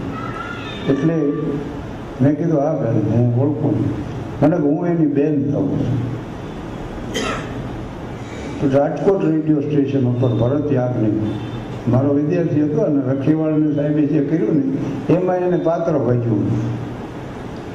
રખેવાળ નાટકમાં ભરત યાજ્ઞિક એટલે આ શ્રેષ્ઠ દિગ્દર્શનનો એવોર્ડ મેળવ્યો. હા, તો વાત સોમસ ગોવાની કરી દઉં. 2-3 ઠેકાણે એવું બન્યું. રાજકોટ મારો કાર્યક્રમ, મુકુંદ પટેલે મને કીધું મારે ઘર નથી, ઘર બનાવવાનું, એના માટે કાર્યક્રમ રાખ્યો. બધા કલાકારો સહકાર આપે. મેં કહ્યું હું આવી જઈશ. પછી હું ગયો ને રજૂઆત મારી કરી રાબેતા મુજબ. દયાળુ છે, તમે માંગો ને માંગો તોય દેવાનું, વગર માંગે પ્રભુએ આપવાની ટેવ રાખી છે. દુઃખોને હંમેશા એકલો હું સંભળી લઉં છું, ખુશીને મેં હંમેશા વેચવાની ટેવ રાખી. એટલે હું આમ બોલે જતો. પણ જાણે જ્યારે માતા અને પુત્રના પ્રસંગો આવે, શિવાજી મહારાજ અને આમ રોતા, એવા રોતા કે એને કોઈ શાનું ન રાખ્યું. પછી સેનાપતિઓ વિધવાનો શિવાજી મહારાજને કીધું, હવે શાના રહ્યો તમે? તો કે શિવા હતા જોપુન જા, એવું કહેનાર કોઈ ન રહ્યો. શિવા હવે હોઈ જાય એવું નહીં કે ભાઈ. તો એ પ્રસંગ આવ્યો. વળી પાછો હું લાભો મેરેજની વાત કરું, ભત્રીજો પ્રેમમાં પડ્યો માસ્તરોની વાત. વળી પ્રભાશંકર પટણી જેવો વિદ્વાન અને ચોથા રાઉન્ડ હતા ત્યારે મને બધાએ કીધું, પટણી સાહેબ આપને કોણ સમજાવે? એટલે એણે કીધું કે બાપા હવે બહુ કામ કર્યું, હોઈ ગયા, એવું કહેનાર કોઈ નથી. પ્રભાશંકર પટણીના માતુશ્રી ગુજરી. નાનું બાળક એની માને પૂછ્યું કે mother, what is the meaning of idiot? માં કે why do you ask this question to be my son? ઇડિયટનો અર્થ શું? તેની માં કે તું શું કામ પૂછે? તો કે today the teacher told me idiot. અને માતા કાળઝાળ થઈને ગઈ. હો ગઈ. શિક્ષકને કે તમારી હેસિયત શું? તમે આને મૂર્ખ કેમ કહો? ઇડિયટ કહે છે મારા સંતાન નથી ભણાવવું, કાઢી નાખો સર્ટિફિકેટ. હું એને તૈયાર કરી દેખાડીશ જગતને શું થઈ શકે છે. એ બાળકને લઈ ગઈ માતાએ, પછી એને શિક્ષણ આપ્યું. ભાઈ એ બાળક ચોમસ આલવા એડિશન, હારા બધા થોમસ આલ્વા એડિસનના હું બોલું છું, તમે સાંભળો. આ બલ્બ ને ટ્યુબ ને એ જે રહ્યું ને એ થોમસ આલ્વા એડિસને બતાવ્યું અને સંશોધન એને કર્યું. પણ ઇલેક્ટ્રિસિટીની શોધ માઇકલ ફેરેડેએ કર્યું. યુવા વર્ગ માટે જ દાખલો આપું છું. માઇકલ ફેરેડે એટલો ગરીબ છોકરો કે એ ઉંમરમાં એને બુક બાઇન્ડિંગ શોપમાં કામ કરે. બાઇન્ડિંગ થવા પુસ્તકો આવે ને એમાં કેમેસ્ટ્રીમાં એ વાંચી નાખે. અને એમ કરતાં કરતાં એનો અભ્યાસ હતો એટલે હમ્ફ્રી ડેવી ઇંગ્લેન્ડમાં ડેવીનો અભય દીવો ખાણ કામદારોની જિંદગી બચાવી. એ કામદાર વધે ને ત્યારે ઇન્ડિકેટ કરે દીવો, બધા કામદારો બહાર નીકળી જાય, હજારો મળતા બંધ થઈ જાય. એ સરે હમ્ફ્રી ડેવી એના પ્રવચન ઉપર આણે એક પત્ર લખ્યો. એટલે હમ્ફ્રી ડેવી ક્યાંય આવતો રહે આ લેબોરેટરી ત્યારે કઈ દે સંશોધન કરવું. અને એણે ઇલેક્ટ્રિસિટી શોધી કાઢી છે, જગતને ઋણી રાખ્યું. પછી થોમસ આલ્વા એડિસને આ બલ્બ નહીં શોધ્યું. હમ્ફ્રી ડેવીને પૂછતા તમારી સૌથી મોટી શોધ ગઈ? તો કે આ માઇકલ ફેરાડે. માઇકલ ફેરાડે શોધ છે મારી. તો થોમસ આલ્વા એડિસનનો દાખલો આવ્યો. Charlie Chaplin. રમકડે એક વાત સમજી લ્યો કે સત્તા, સંપત્તિ, સમૃદ્ધિની ચરમસીમા જ્યારે આવે ત્યારે અધ્યાત્મ શરૂ થાય. જૈનોના 24 તીર્થંકરો ક્ષત્રિયો છે, રાજાઓ છે, રાજકુમારો. જો 24 રાજાઓ છે. મહાવીર રાજકુમાર હતા, બુદ્ધ રાજકુમાર હતા, એ સુલતાન ઇબ્રાહિમ એકદમ બલ્ખના સુલતાન. તો આ બધા સંપત્તિ, સત્તા, સમૃદ્ધિની ચરમસીમાએ હતા. ત્યારે આધ્યાત્મ શરૂ થયું. ભરતવરી કે ગોપીચંદ જે દાખલા એમ કરુણતાની ચરમસીમા જ્યારે આવે ત્યારે હાસ્ય નિષ્પન્ન થાય. એના પાયામાં કરુણતા પડી છે. પછી સર્વાન્ટીસ હોય કે માર્ક ટ્વેઇન હોય કે ચાર્લી ચેપ્લિન હોય કે ધનસુખલાલ મહેતા કે જ્યોતિન્દ્ર દવે હોય. ધનસુખલાલ મહેતાના પત્ની પાગલ થઈ ગયેલા, પાગલખાનામાં દાખલ કરેલા. ધનસુખલાલ મહેતા ટિફિન લઈને જાય, ઓલા કે પણ શું જાઓ છો તમે? અમારી પત્ની તો પાગલ છે, ઓળખે છે તમને? અરે કે કેમ ન ઓળખે? 20 જણા ઉભા હોય ને વાટકાનો ઘા કરે ને મને જાણે.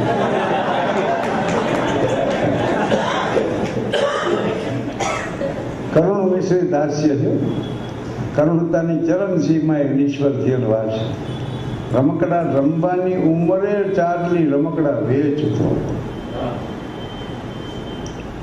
અને મા પિતા દિવાળીઓ દારૂડીઓ બે સ્ટેજના કલાકારો હતો. આનો જન્મ એ સ્ટેજમાં જ છે.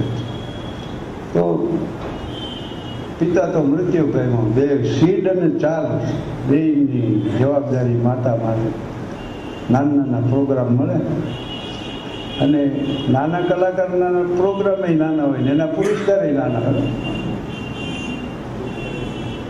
100 રૂપિયામાં 100 કાર્યક્રમો ટાઉન હોલ અમદાવાદમાં આપ્યા. અમારા વખતમાં કોઈ ધોરણ જ નહોતું. એક સંસ્થામાં પ્રોગ્રામ દેવા ગયો. પ્રોગ્રામ પતી ગયા પછી એવું લાગે કારોબારીની મિટિંગ બોલાવો. ભાઈ કાંઈ જરૂર નહીં. ના મને કે ચોપડા મંગાવો તમને એમ ન. એટલે ભાઈ શું આ બધી જરૂર છે? કારોબારીની મિટિંગ, સેક્રેટરી આવ્યા, પ્રમુખ આવ્યા, ચોપડા મારી પડી ગયા અને દેખાડ્યું એનું ખાતું. મને કે 21 રૂપિયા 12 આના સિલક છે, તમે કયો એમ કરી. મેં કીધું મને આપો અને સંસ્થાનું વિસર્જન કરો.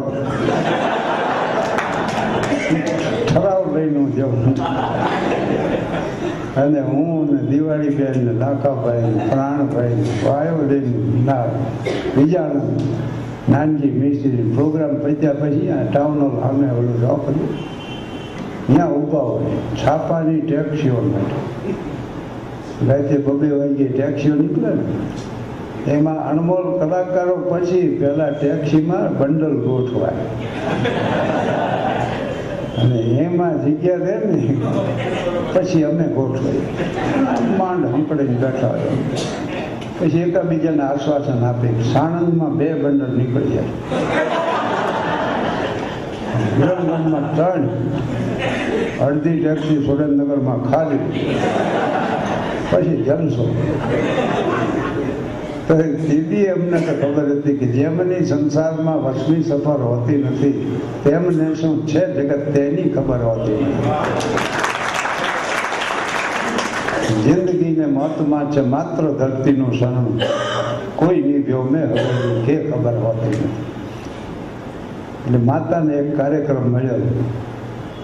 એ પુરસ્કાર સારો મળે ને તો 2 બાળકોને પહોંચે તળી ખાય. ઓછા પૈસા હોય તો 2 બાળકોને જમાડે, પોતે ભૂખી. એવી ભૂખમાં એને સ્વીકાર્યું. વાયોલિન હાથમાં લીધું. બાઈ તો ભૂખી હતી ને એને ગાવાનું હતું પાછું, પણ ન ગાઈ શકી. ગીતનો ઉપાડ કર્યો, ઠા ઠા કરી ઢળી પડી. વાયોલિન હાથમાંથી પડી. પબમાં પાછો કાર્યક્રમ હતો. પીનારા ભેગા થયા. કોણ લઈ આવ્યું આને, શું કામ રાખ્યો, જાતની વાત. પણ એ જ વખતે નાનું બાળક સ્ટેજમાંથી આવીને કે હું પ્રોગ્રામ આપું તો ઓલા કે હા એની સમજણ એટલી. પણ મારે એવું કાર્યક્રમ આપ્યો, નકલ કરીને ગીત ગાયા, મિમિક્રી કરી, એની માની જ નકલ કરી. એ જ રીતે વાયોલિન આવ્યો ને ઉપાડ કર્યો, ઠ કરીને આમ પડી ગયો. એવી આ બે માણા ખુશ થઈ ગયા. અને સિક્કાનો વરસાદ વરસ્યો સ્ટેજમાં. એ બધા ભેગા કરીને એની માને આપ્યા. આ બાળકનું નામ ચાર્લી ચેપ્લિન. સ્ટેજમાંથી એના જીવનનો પહેલો કાર્યક્રમ. અને ડીડી હાર્લી એની માતાનું નામ, એનો સ્ટેજ ઉપર છેલ્લો કાર્યક્રમ. પછી તો સ્થિતિ બહુ સુધરી. ચાર્લી હોલીવુડથી લંડન આવ્યો ને તો 72,000 તો પત્રો આવ્યો. પોલીસ ખાતું વારી ઘડીએ કે આ ઉતરશો ને, અહીંથી જાઓ, અહીંથી. અને પેલેશિયલ બિલ્ડિંગ મોટો, બંગલો જબરજસ્ત, ચાંદીની સ્ટેજ, એમાં કપડાની આમ કપમાં ચા ભરે.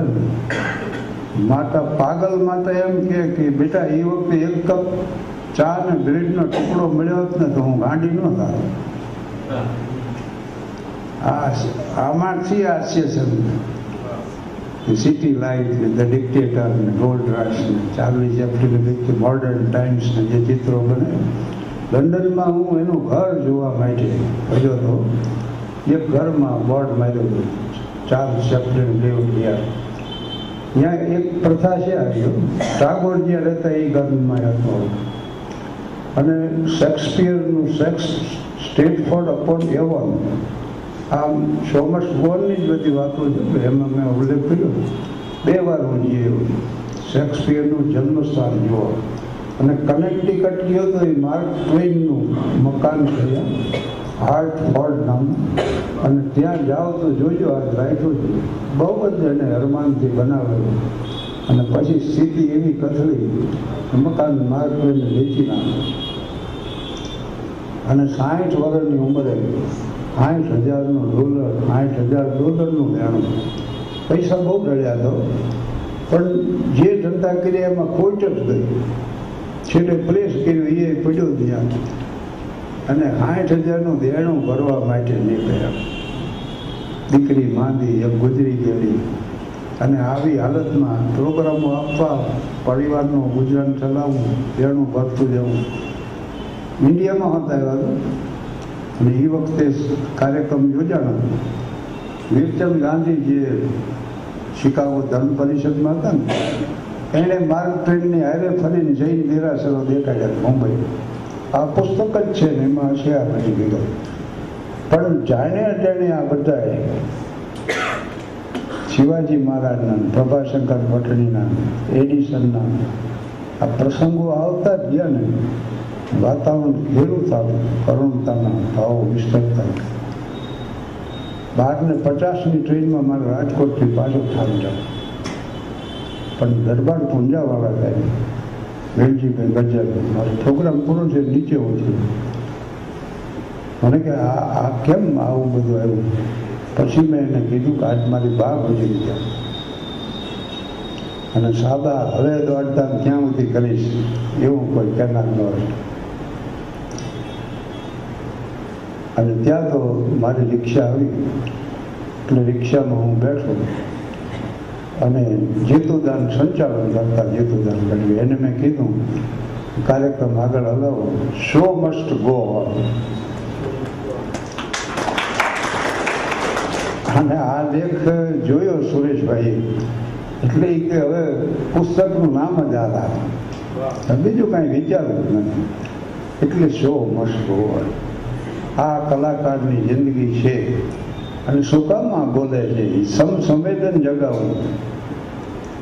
જે ભાવો એને અનુભવ્યા હોય, એક ધ્યાનમાં રાખજો કે અનુભૂતિ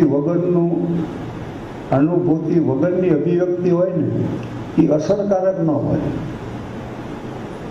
ગરીબીના વર્ણન અમારે પુસ્તકમાં વાંચવાના ન હોય.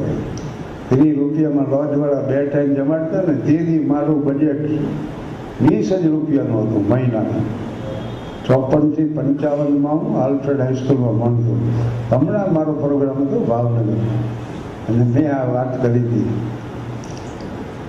₹30 જમાડતા, તેથી 20 રૂપિયામાં પૂરું કરવાનું. એટલે હાનના ટંકની અમે જોગવાઈ નહોતી. એકાના શેર જામફળ મળતા ને 4 આના ડઝન કેળા મળતા. 2 આનામાં હાનનો ટંકું કાઢી. આ જોવાની જાતની ફરિયાદ કરતા હોય ને, પછી હું ખાલી આ રાખવા. પણ ટેડીએ મને ખબર હતી કે વસળ ફેરી અવાજથી સંભલના પડાવવું છે, મેં આખરી ચિરાગ થા જલના પડાવવું છે. તો મહત્તા છે જીવનની સંકટોને પાર કરવામાં. ભલે મજદાર બાકી છે, ભલે તોફાન બાકી. આ લેસ્ટરમાં મેં આ રજૂઆત કરી ને, ત્યારે તો એટલી ઘેરી કરુણતા છવાઈ ગઈ કે ઇન્ટરવ્યુ લેતા એ બેને આંખમાંથી આહુડા ચોથા આંસુડે વળતા, મારી આંખમાંથી આંસુ જાય. વ્યક્તિ મારી યાદ હતો એ તો વાત એ છે કે કરુણતાની ચરમસીમાએ હાસ્ય નિષ્પન્ન થાય છે ને, એ જ વિશાળ હૃદયથી માનવ જીવનનું નિરૂપણ કરીએ. દુઃખો, વ્યથા, યાતનાઓ બધાથી પર થઈને જ્યારે નિરૂપણ કરે ને, ત્યારે નિર્દોષ હાસ્ય સર્જે. નહીં તો ડંખ રહી જાય ત્યાં ક્યાંક ભૂલું રહી જાય. અને આપહી રંગાએ વિના અર્ન લાગે રંગ, પહેલે તો દીપક જલે પીછે જલે પતા. જે યાતનાનો તમને અનુભવ કરાવવાનો હોય, સુખદ હોય દુઃખદ, કલાકારે અનુભવેલી હોવી. વખમ પર ખાયું હોય, અડાપીડ જંગલ હોય, મોટા તોતી વૃક્ષો હોય, કરાડો હોય, એમાંથી નદી આમ વહેતી હોય, હિરણ જેવી નદી, હાજણો ટાણો, એમાં સૂર્યાસ્ત પાછો થતો હોય ને ત્યાં કાંઠે કવિ દાઢ બેઠા હોય. પછી લખે કે સાંજ ઢળી સરિતાના તટ પર ધીમા ધીમા ધીમા પવન જકોળે, અને બેઠા બેઠા ડાળ ભરે બે પંખી ડારસ ગોળે. જાતા જાતા એક નજર મીઠી સૂરજની થાતી, પાલવને સંકોરી સરિતા ઘૂંઘટ માછર મારે. ચાંચ ભૂલી ચકવાની ચકવીએ ડાળે કર્યું ચુંબન, પાન ખર્યું સરિતા જળમાં એના ગાલે પડ્યા ખંજન. તો આમ થાય, સર્જન આ રીતે થાય છે. અને અમેરિકા હું કહ્યો ને 82 દિવસ કાઢવાના માણસને ગમે એ મોહ હોય, પણ ભાઈ અમે તો માંડથી કાઢ્યા. બોલો, એક દિવસ ન જાય. હવે 8 દી રહ્યા, 7 દી રહ્યા, 5 દી, એમ કરતાં કરતાં પૂરો થયો. છેલ્લો આવો કાર્યક્રમ શરૂઆત એવી કરી કે लिखा किस्मत में परदेश वतन को याद क्या करना, जहाँ कोई नहीं अपना वहाँ पर याद क्या करना. આજ જ સાહેબને હું સવારમાં ચર્ચા કરતા હોઉં, દિનશા સાહેબને. મને કે બધો પરિવાર અમારો અહીંયા જ રહે છે. બોલો, મને તો 60-62માં ઓફર હતી, પણ ના પાડી, નથી ગયો. પછી મેં કીધું કે સાહેબ આ સ્થિતિ થાય. અને થોડુંક સૌરાષ્ટ્રનું મેં વર્ણન કર્યું. મેં કીધું ઘેગુર વટલા હોય, દોરિયામાં પાણી હાલ્યા જતા હોય, ચાહટિયામાંથી પવન આવતા હોય, બાજરાના રોટલા રીંગણાના શાક ખાતા હોય, કાશો હારે પીતા હોય, અલગ મલકની વાતો થતી હોય. જેટલા અહીંયા હતા ને સૌરાષ્ટ્રના ગુજરાતના 14 રાહુલે રોવા બેઠા. એટલી તીવ્રતાથી વતનની યાદ આવી. અને મને તો છેલ્લે છેલ્લે છે ને શેરીના ભૂલ હોત યાદ આવ્યો. એમ થઈ ગયું, હાલો ને આપણા મલકમાં, આપણા મલકના મોંઘેરા માનવી, માયા મેરીને વયા જાશું મારા મહેરમાં, હાલો ને આપણા મલક. અને છેલ્લી વાત, જો કે મારો સમય તો પૂરો થાય, 10 થી 11, બરાબર. અને આમાં છે ને 35 મિનિટના તો પીરિયડ લેતા હોય, પણ પીરિયડ લેવાની શરૂઆત કરીને ઇતિહાસ મારો વિષય, હું મોટું ઇતિહાસ ભણાવવાનો. પછી બીજા શિક્ષકો આવીને આમ બહાર જોઈ જાય, પછી કે જવા દે, નહીં હાલશે. એટલે અમારે એક શિક્ષક હતા TR સાકરિયા, એ ગણિત જ ભણાવતા. પણ ચોથો પીરિયડ પૂરો થાય, મારે રિસેસે પૂરી થાય, પછી 5મો શરૂ થાય, તે ભણાવ જ કરે. અને વિદ્યાર્થીઓ એક ચિત્તે એને સાંભળ્યા કરે. આવા શિક્ષક હોય ને એને વર્ગ ઈ સ્વર્ગ છે. 35 મિનિટના પીરિયડમાં 3 વાર ઘડિયાળ સામે જોવે, 2 વાર વળી પટાવાળાને બોલાવે, એમ નથી. એટલે અને પુસ્તકસ્તા તુષા વિદ્યા પરસ ગતમ ધનમ, કાર્યકાલે સમુત્પન્ને નશા વિદ્યા નતર ધનમ. તમે મોઢેથી જેટલું બોલીને ભણાવો ને, ભણાવવાનું બીજું કાંઈ નથી, પણ જે તમે જાણતો હોય બીજાને જણાવી શકો, તમને આવડતું હોય બીજાને શીખવી શકો. એટલે લર્ન, ટીચ બે જુદા જુદા શબ્દો. જો અમુક વસ્તુ છે ને તમારે શીખી લેવી પડે. જો પ્રેમ એ શીખવી શકાય કોઈને, કરુણા શીખવી શકાય, સત્ય શીખવી શકાય, તો શીખવી દો. જો આવ્યો આપણે વળીએ. The truth means to see the thing as it is. જે છે તે જોવું, એનું નામ સત્ય છે. જે છે એ નથી દેખાતું ભાઈ, બીજું દેખાય. એટલે લાવત છે તો એટલું જ કહેતા, ક્યાં અટકવું એટલી જો ખબર હોય ને તો જીવનમાં દુઃખ ન હોય. પણ ક્યાં અટકવું એ ન ખબર હોય. કેટલામાં પેક પછી અટકી જવું એ શરાબીને ખબર હોય? એ તો ડાયટ વાતો કરે પી તો ભલે ગમે એટલો પીવો પણ લિમિટમાં. એટલે ત્યાં અટકવું આટલી જ જો ખબર હોય તો જીવનમાં દુઃખ ન હોય. અર્નેસ્ટ હેમિંગવે કહેતા હો કે do you want to be the writer, where are your wounds? લેખક થવું છે ને, ત્યાં છે તમારા જાતમાં. મેં એમ કીધું, do you want to be the humorist, where are your tears?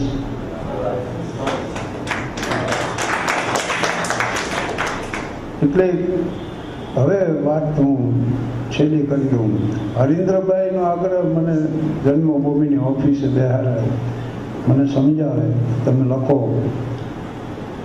પછી ડૉક્ટર વસંત પરીખ, સ્વામી વિવેકાનંદનું બીજો અવતાર જોઈ લો એવું અમારા ડૉક્ટર મિત્ર વડનગરના, કદાચ કોઈ ઓળખતા હોય. વસંત પરીખનો 50 વર્ષનો સંબંધ. એને જ વાપરેલો શબ્દ છે પ્રેમાક્રમણ કર્યું, લખો જ બસ.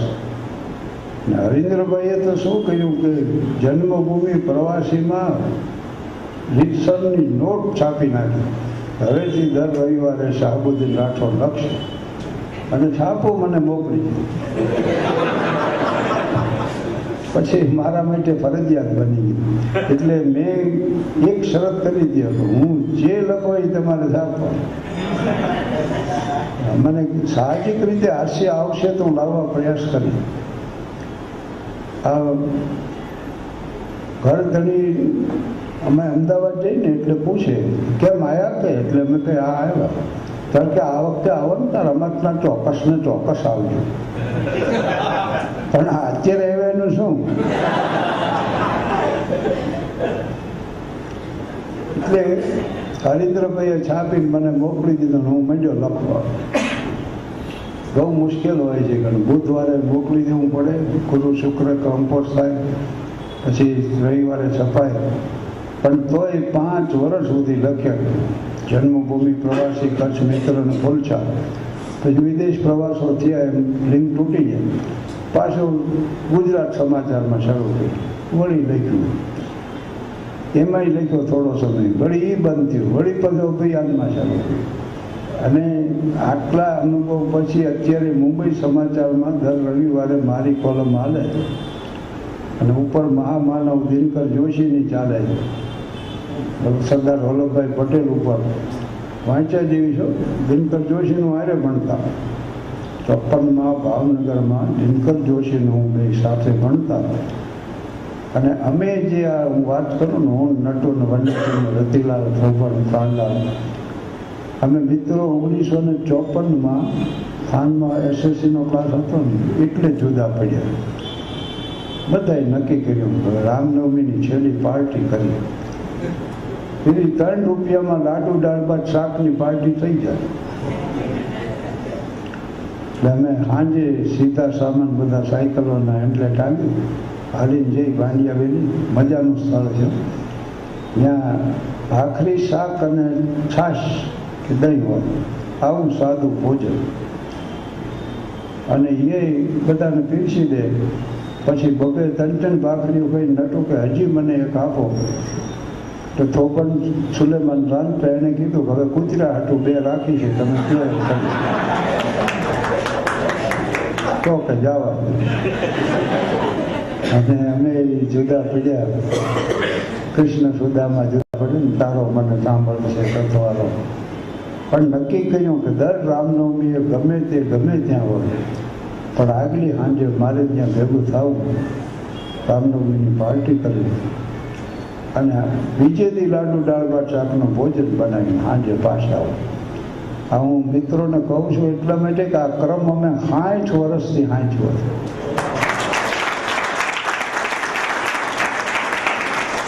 હવે તો મિત્રો ઓછા થતા જાય છે. માર્ગ બદલાતો ગયો અને સાથીઓ મળતા ગયા, એક પાછળ એક સગડા શૂન્યમાં મળતા. સાથે બેસી જિંદગીનો જામ પીનારા સૌ મોતના ઘેરા નશામાં ચોર થઈ રહ્યા. એટલે આમ નામ હું બોલ્યા કરું તો તમે તો સાંભળ્યા કરો. એક લગ્નના કાર્યક્રમમાં અમે ગયેલા હતા. રાતના 2 વાગ્યા 3 વાગ્યા. કરધણીને કીધું ભાઈ ક્યાં સુધી હલાવવું છે? મને કે જાનમાં 200 માણસ આવ્યા છે ને આપણી ત્યાં ગાટલા હોજ છે.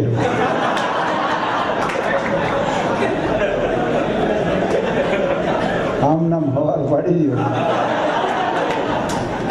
તો રંગ રહી જાય. પણ હવે એવું તો નથી. મને સમય મર્યાદા જે આપવામાં આવી છે બરાબર.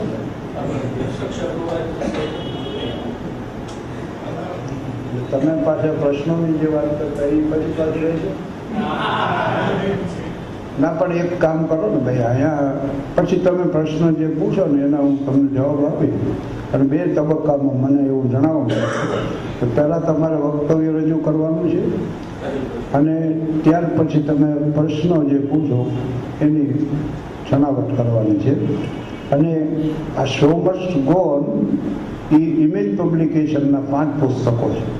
Show must go on, lakh રૂપિયાની વાત, જેવું તો મર્જ કરે, મારો ગધેડો ક્યાંય દેખાય છે, અને હાસ્યનો વરઘોડો. હાસ્યના વરઘોડા ઉપર જ્યોતિન્દ્ર દવે પારિતોષિક આપ્યું છે ગુજરાત સાહિત્ય પરિષદે. અને ગુજરાતી સાહિત્યનો ઇતિહાસ લખ્યો છે એમાં મારા વિશે હર્ષિતભાઈ લીધું છે. અને આ જગદીશ ત્રિવેદી હમણાં આવવાનો મારા પછી એનું પ્રવચન છે. એણે મારા ઉપર પીએચડી કર્યું.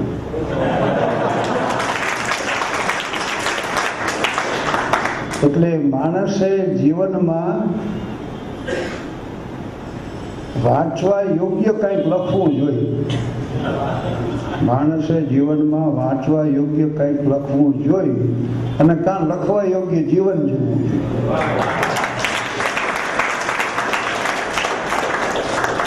એટલે મેં 10 પુસ્તક લખ્યા. આપણી ફરજ પૂરી. એમાં માણસને મજા આવે કે ન આવે એને જોવાનું. કોકની ફરજ વિશે આપણે વિચારી ત્યારે જ દુઃખો થાય. અને મારા ઉપર આણે પીએચડી કર્યું.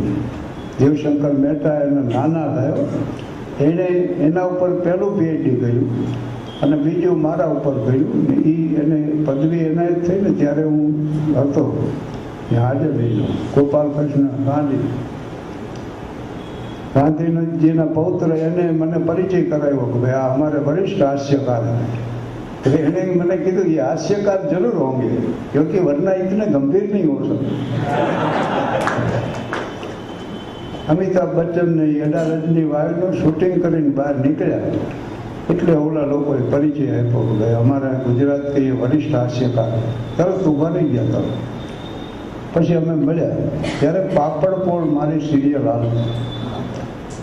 મેં કીધું ભાઈ આ જ વાત કરી ભાઈ આવું નિર્દોષ હાસ્ય સર્જવાનો પ્રયાસ છે. એટલે થોડી વાતો અમારી થઈ પછી રવાના થયા. પાપડપોળ સિરિયલ છે ને બીજી વાત કહી દઉં કે મારી ફિલ્મ હવે દિવાળી પછી હમણાં જ રજૂ થાય છે. મલ્ટીપ્લેક્સ થિયેટરો મળે એટલી જ વાત.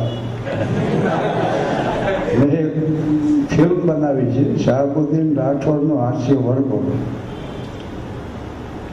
અને એમાં જે કૃષ્ણમૂર્તિ એમ કહેતા કે man who can express his feeling through any media he is for an intelligent. બુદ્ધિમાનની તમે ગમે વ્યાખ્યા કરતા હો, આટલી વ્યાખ્યા જે માનવી હૃદયમાં જે ભાવ ઉદ્ભવે કોઈ પણ માધ્યમ દ્વારા વ્યક્ત કરીએ કે નહીં બુદ્ધિમાન. પણ નીચે પાછળ એને લખ્યો છે an intelligent person may not be a clever. કે આવા બુદ્ધિમાન જે હોય ને એ પાછા હોશિયાર નથી હોતા. ઓલિવર ગોલ્ડસ્મિથ દોસ્તોવસ્કી એટલે બ્રધર કેરેમેઝોવ દુનિયાની 10 નવલકથામાં એક દોસ્તોવસ્કી તદ્દન બેકાર હતા. બોલો વિકાર ઓફ વેકફિલ્ડ ને ડેઝર્ટેડ વિલેજ જેને લખ્યું ઓલિવર ગોલ્ડસ્મિથ બેકાર. માર્ક ટ્વેનની મેં તમને વાત કરી. હવે મુનશી પ્રેમચંદ, કવિ નર્મદ, આ બધાએ હરિવંશરાય બચ્ચન, એજી બચ્ચને લગ્ન કર્યા ને તેની 80 રૂપિયાનું બિલ આવ્યું હતું. કોર્ટમાં મેરેજ કર્યાનું 40 કાઢીને ભર્યા. હરિવંશરાય મુશાયરો કરીને આવે રાતના 3 વાગે. પછી બાયણું પકડાવે એટલે અમિતાભ ખોલે બાયણું એટલે હરિવંશરાયને કહે બેટે પૈસે કમાના બહુ મુશ્કેલ. પછી અમિતાભ શૂટિંગમાંથી આવે 2-3 વાગ્યા બાયણું પકડાવે હરિવંશરાય ખોલે. ત્યારે અમિતાભ એમ કહે પિતાજી પૈસે કમાના મુશ્કેલ. જ્યારે ઇંગ્લેન્ડ હરિવંશરાયે PhD કર્યું અને પ્લેનના પૈસા નહોતા એટલે સ્ટીમરમાં આવ્યા મુંબઈ. અને તેજી બચ્ચન ત્યારે અલ્હાબાદમાં પરિવાર હતું તો એને એવી અપેક્ષા હતી કે તેજી બચ્ચન મને રિસીવ કરવા મુંબઈ આવશે, પણ આવ્યા નહીં. એટલે પછી પહોંચ્યા ઘરે અને એમને પૂછ્યું કે તમે મુંબઈ મને રિસીવ કરવાનું આવ્યા? એ જ મિનિટે 14 રાઉન્ડે દોડી ગયા. કારણ કે છેલ્લો ગળાનું વેચીને એને પરિવારનું ગુજરાત કરાવે. એને હરિવંશરાયે જોયું ઇન્ડિયન કરન્સ થોડાક પૈસા એની પાસે હતા સાયકલ માટે. એને અમિતાભ સીધું સામાન લેવા ગયા અને એ આવ્યું ત્યારે હાનનું ભાણું થયું તૈયાર. તમે ક્યાં ભૂલું ક્યાં યાદ કરું એ વાંચજો. શિક્ષક એક 4 વાગે તો શરીર ગરમ થઈ જાય. ડૉક્ટરને જઈને બતાવ્યું તો ટીબી થયો, આ પ્રિસ્ક્રિપ્શન લઈને શિક્ષક પહોંચ્યા. એટલાય મોંઘી દવાઓ હતી અને આવીને કીધું સાહેબ હું આ ખરીદી શકું એમને, મારે શું કરવું? તો કે મૃત્યુ એક જ વિકલ્પ. પત્નીએ મકાન વેચી નાખ્યું, શિક્ષકને ગામડામાં લઈ ગયા અને ગામડાની ચોખ્ખી હવા એવી સારવાર કરી કે જેથી આ શિક્ષક હાજા છે તેની પત્નીએ માંદગીનો ખાટલો ખાય અને ઓલા હાવ હાજા છે ત્યારે આને દેહ છોડી દીધો. આ શિક્ષકનું નામ હરિવંશરાય બચ્ચન. जीवन में मधु का प्याला था हमने तन मन दे डाला था जो टूट गया सो टूट गया. मदिरा लय का आंगन देखो कितने प्याले हिल जाते हैं गिर मिट्टी में मिल जाते हैं पर बोलो टूटे प्यालों पर कब मदिरा लय पछताता है. जो बीत गई सो बात गई. मृद मिट्टी के बने हुए मधुबट फूटा ही करते हैं. तब जीवन लेकर आए हैं प्याले टूटा ही करते हैं. वह कच्चे पीने वाले हैं जिनकी ममता घट प्यालों पर. जो सच्चे पीने वाले जो सच्चा पीने वाला है कब रोता है चिल्लाता है. जो बीत गई सो बाट गई. મારા શિષ્ય છે જગદીશ ત્રિવેદી, એણે મધુશાલાનું સમશ્લોકી ભાષાંતર કર્યું ગુજરાતીમાં. એ અમિતાભને ભેટ આપવાનું હતું, મારે મળવાનું. અમે મળ્યા. આમ તો સાહેબ એને આપવાનું હતું ભેટો. મને તો આજે કે તમે આવો સાહેબ તો આવો. મારી દૂરદર્શનવાળા અમારા મિત્રો કે સાહેબ તમને મુલાકાત કરાવી એટલે અમે અહીંયા મળ્યા. પણ એને હરિવંશરાય ઉપર બોલવાનું મારું રાખ્યું મધુશાલાના વિમોચનમાં. એટલે મને અને પ્રિય પંક્તિઓ છે મારી. તો સમાપન હું આ કરી દઉં. અને બહુ સાહિત્યિક વર્ગ છે શौकीन સાહિત્યના, એટલે પૂરી નઝમ બોલી જાઉં. कहाँ तक दफा उसने वालों से सहते. जवानी जो रहती तो फिर हम न रहते. नशे मन न जलता निशानी तो रहती. हमारा था क्या कुछ कहते न कहते. कोई लक्ष्य और कोई दीवार समझा. सदियां हुई हमको चुप रहते रहते. जमाना बड़े गौर से सुन रहा था. हम ही सो गए दास्तां कहते.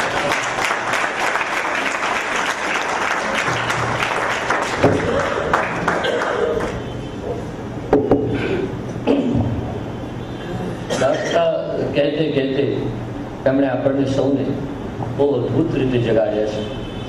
અને આજે તો આમ ધોળે દિવસે દીવો કરવો પડે એવી સ્થિતિ છે. એમાં એમણે જે અજવાળું પાથર્યું છે એના માટે કોઈ શબ્દો નથી. એમણે જે હમણાં જ પેપર ફોડી નાખ્યું છે એને રિપીટ કરી દઉં. આવતા મહિનાના પહેલા રવિવારે 1 ડિસેમ્બરે એમના જ શિષ્ય આપણા એવા જ અત્યારના વરિષ્ઠ હાસ્ય સર્જક અને હાસ્ય પ્રદર્શક એવા શ્રી ડૉક્ટર જગદીશ ત્રિવેદી આપણને હરિવંશરાય બચ્ચનની મધુશાલા વિશે વાત કરશે. તો સૌને એમાં પધારવા આમંત્રણ છે. એ ત્રિવેદી છે એટલે ત્રણ વેદ તો એની જોડે હોય જ. એણે પહેલાં પોતાના દાદા આપણા બહુ લોકપ્રિય નવલકથાકાર દેવશંકર મહેતા વિશે, પછી સાબુદ્દીનભાઈ વિશે, અને અત્યારે પાછું ગુજરાતી હાસ્ય ઉપર એમનું ત્રીજું અને અંતિમ PhD ચાલી રહ્યું છે. તો એવા જ સુરેન્દ્રનગરના ડૉક્ટર જગદીશ ત્રિવેદી આવતા મહિનાના 1 ડિસેમ્બરના રવિવારે સવારે 9:30 વાગે હરિવંશરાય બચ્ચનના મધુશાલા વિશે, કે જેનું સમશ્લોકી એમણે ભાવાનુવાદ તો કર્યો છે અને પોતાના અવાજમાં બહુ સરસ રીતે સંગીત મળ્યું એવી એની સીડી પણ બનાવી. આપણે ત્યાં આ સમય કરવટ બદલે છે એટલે જે શબ્દ છે એ શબ્દ હવે પુસ્તકથી, અમે ઉમાશંકર જોશીએ તો કવિતાને કાનની કળા કહ્યું છે, એને કાનથી વાંચો એમ લખ્યું છે. તો શબ્દને આપણે કાનથી પકડવાનો છે, એના અનેક અર્થો સાથે. આપણે ત્યાં એક પરંપરા ઓછી છે, પરદેશમાં તો એવી બહુ જ છે. તો આપણે ત્યાં પણ સાબુદ્દીનભાઈ અમારો એક ઘરદીવડો એવો છે કે જેણે આ ટોકિંગ બુક નામની એક સીડી બનાવી છે, કે જેમાં નાની નાની વાર્તાઓ, નાની નાની લઘુકથાઓ, એમણે 21 ગુજરાતી લઘુકથાઓ, લઘુ વાર્તાઓની એક સીડી બનાવી છે. હવે વાર્તાઓ આપણને સાંભળવાનું સુખ ઓછું થતું જાય છે, કારણ કે એવી દાદીમાં હવે આપણી વચ્ચેથી જતી ગઈ છે. તો એની વચ્ચે એવી સરસ વાર્તાઓ આપણને જેણે આપી છે અમારા નડિયાદના ઘરદીવડા ડૉક્ટર નિકુંજ યાજ્ઞિક, ડૉક્ટર હાર્દિક નિકુંજ યાજ્ઞિક. તો હાર્દિકને વિનંતી કરું કે પોતાની એ સીડીનું વિમોચન અત્યારે જ કરાવીએ આપણે સાબુદ્દીનભાઈના.